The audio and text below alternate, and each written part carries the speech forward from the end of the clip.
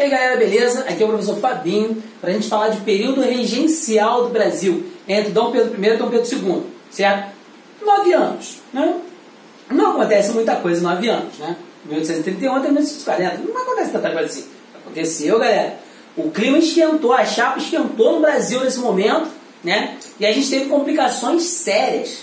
Balaiada, cabanagem, balês, farrapos, né? A gente teve a sabinada, a gente teve algumas complicações sérias. Mas o período regencial não se resume só às revoltas, né? A gente tem que saber por que elas aconteceram. Qual era o clima, qual era o enlace disso acontecer. Então, vem comigo aqui, galera, rapidinho, beleza? Vamos lá. Primeiro, aqui a gente tem, né, o que a gente vai falar, né, a questão da sucessão, o golpe da maioridade, aquela coisa toda que vai acontecer no final, enfim. Mas o garoto está governando o país, né, ele não pode, porque ele é uma criança. Dom Pedro I sai, né, e abdica para o seu filho, Dom Pedro II, que só tem 5 anos de idade. Então, o que acontece? O Brasil não pode ser governado por um garoto de 5 anos. Então, os regentes vão assumir o país, certo? Só que a gente tem uma regência trina, 3 regentes. Só que essa regência é provisória, depois ela se torna permanente e depois ela se torna una, de um cara só. De um cara levado a um pensamento e depois de outro oposto a esse pensamento. Vamos lá, então? Beleza? Aqui, galera, a gente tem o período regencial de 31 a 40, 9 anos no poder. Beleza. Período dos regentes, né? Galera, aqui a gente tem no período regencial uma séria discussão. Qual a discussão? A centralização e a descentralização. Galera, muito se falava, né, no Brasil, uma discussão muito séria, foi essa questão da descentralização do poder, né, o federalismo. Sim, e a gente tem o unitarismo, que é a centralização do poder. Né? O que acontece? A gente aqui não tem um rei. Não tem um rei. A gente está nas mãos dos políticos. Certo? O rei tem 5 anos de idade. Ele tem que ficar maior de idade ainda. Né? Então, a gente tem as elites brigando pelo poder. Certo? A gente tem um país que é um continente, tem dimensões continentais. Certo? E cada latifundiáriozinho dentro desse Brasil continente quer ter o poder. Certo? O que todo mundo mais quer é ter o poder. Então, a gente tem reformas da Constituição, né, com ato adicional. Né? Sim, a gente vai ter isso e a gente vai ter as rebeliões da regência, né, nesse período. Ok?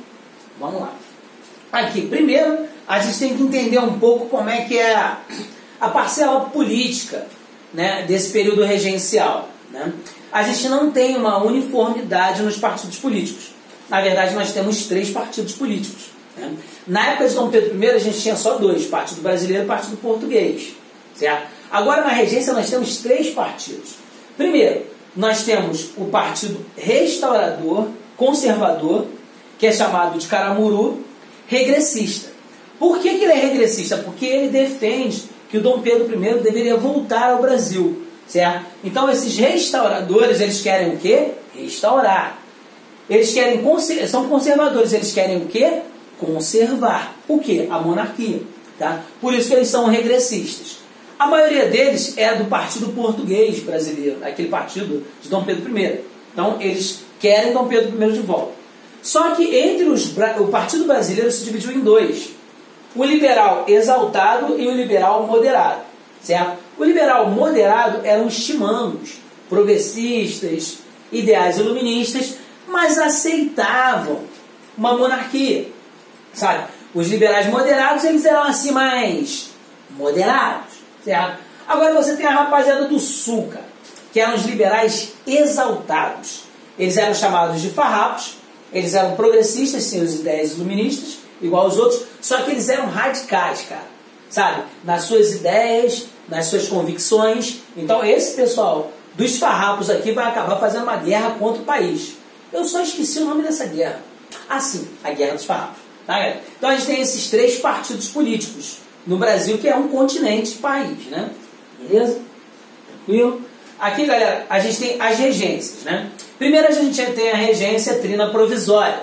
Assim que Dom Pedro I sai, que abdica para o seu filho, os 3 caras se juntam e fazem uma regência só para começar a administração sem o Dom Pedro I, certo? E com Dom Pedro II novinho. Esses caras são Carneiro Campos, Campos Vergueiro e Francisco de Lima e Silva, né? A gente não precisa decorar isso, galera, essa regência trina provisória. Mas é interessante a gente ter esse nome na cabeça, Campos Vergueiro. O Campos Vergueiro, ele vai estar aqui na regência trina provisória.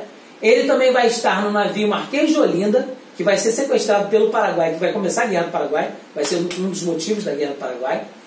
E o Campos Vergueiro também é responsável pelo sistema de parcerias do Segundo Reinado, certo? O sistema de parceria que vai trazer imigrantes italianos para cá. É o sistema de parceria do senador Campos Vergueiro.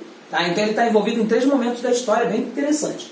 O Francisco de Lima e Silva, ele é interessante porque ele faz parte das 2 regências, das 2 trinas, a trina provisória e a trina permanente. Né? Na trina permanente ele é até apelidado carinhosamente de Chico Regência, certo? Ele participa das 2, Francisco de Lima e Silva. E ele também é importante porque ele é pai de Luiz Alves de Lima e Silva. Né? E quem é Luiz Alves de Lima e Silva? Luiz Alves de Lima e Silva é pura e simplesmente o nosso querido Duque de Caxias, certo? Que vai estar envolvido na cabanagem, na balaiada. Né? Ele vai acabar com a cidade de Caxias do Norte, ele vai destruir os inimigos lá, né? Vai matar todos eles. Tá? Então a gente tem aqui a regência trina provisória, a regência trina permanente, desculpa galera, aqui está equivocado, tá? É regência trina permanente. Aqui. É porque o idiota que fez esse slide colocou provisório e provisória, né? Enfim, né? Vamos descobrir quem foi esse cara, né? Bem, então a gente tem aqui regência trina permanente aqui embaixo, tá? Consertem aí, tá? José Costa Carvalho, o João Braulio Muniz e o Chico Regência de novo, certo? Esses caras se juntaram à regência trina permanente e acabaram criando o regente uno, que foi o Feijó, certo? Primeiro, o Feijó, ele é um cara ministro, certo? As principais medidas desse momento é a criação da Guarda Nacional, que a gente não tinha, foi bem colocado por eles, né? A gente tem a Lei Feijó de 1831. Galera, a Lei Feijó dizia o seguinte, era uma lei para inglês ver. A Lei Feijó dizia que todo cidadão, todo homem ou mulher, pessoa, que vinha da África para cá, ao pisar no Brasil, estaria automaticamente livre, certo? Isso em 1831. Mas isso realmente aconteceu, galera? Não. As pessoas só foram libertas em 1888, no dia 13 de maio, na Lei Áurea. Então essa daqui foi uma das leis para inglês ver, como foi a de 1810, como foi a de 1827, certo? A de 1831 foi a mesma coisa, foi só para acalmar os ingleses, certo? Porque eles queriam muito a libertação das pessoas. Por quê? Porque o escravo não tem salário, o escravo não compra. E a gente está vivendo o processo da Revolução Industrial, né? Da segunda, caminhando para a segunda Revolução Industrial, no segundo reinado. Bem, então a gente tem aqui reforma constitucional, né, que é o ato adicional de 34, que vai fazer uma mudança naquela Constituição de Pedro I, né? E o fim do Conselho de Estado. Isso aqui tudo está no ato adicional de 34. O fim do Conselho de Estado, né, para tirar essas autonomias. A gente tem aqui a criação das Assembleias Legislativas Provinciais. Galera, o Feijó, né, ele é um cara progressista, ele é um cara liberal. Se ele é um cara liberal, ele entende que os estados, como o Brasil é um país continental, né, um país continente, que os estados, nessa época aqui não eram estados, estou até falando besteira, eram províncias. As províncias, que hoje são estados, elas precisavam se administrar, certo? Elas precisavam, cada província, fazer parte da sua, criar suas leis, acertar a sua província, certo? Então ele criou as assembleias provinciais, né? Criou a regência una, né? A regência una, que no caso foi dele. Acabou a regência trina permanente e entrou a regência una de Feijó. Só que o Feijó, galera, ele era, sabe, ele era liberal demais. Esse negócio de fim do Conselho de Estado, o Conselho de Estado era uma forma do rei dominar as províncias de melhor forma. Ele acabou com isso. Ele criou as assembleias provinciais no lugar do Conselho de Estado. Então, galera, isso fez com que as províncias começassem a viver uma certa liberdade. Agora, meus amores, o que acontece quando você dá liberdade para alguém e depois você toma? As pessoas se rebelam, as pessoas se revoltam. Então é por isso que vai haver as revoltas regenciais. Porque o Feijó vai dar poder às províncias, mas ele vai ser retirado. E no lugar dele vai entrar Araújo Lima, que é conservador, que é regressista. que vai tirar o poder das assembleias, certo? Então, a gente tem aqui o ato adicional de 34, aqui a gente tem o Feijó, né? Que é ele foi intitulado, né, com que a administração dele tinha o vulcão da anarquia, que está ameaçando o Império, né? Porque ele está dando poder demais às províncias e elas acabaram se revoltando, mas não por conta dele, porque vão tirar o poder das províncias, né? Aqui a gente tem o Araújo Lima, que é o segundo regente único. Esse vai acabar com as assembleias provinciais, certo? Vai ampliar os impostos nas províncias. Isso vai deixar as províncias extremamente chateadas, certo? Bem, a gente tem aqui as rebeliões regenciais, certo? Quer dizer, elas acontecem, galera, porque descaso da regência com esses locais, ampliação de impostos, falta, né, de comércio aquecido nesses lugares, né? Descaso, muitas vezes maus tratos, como é o caso dos malês, né? Maus tratos.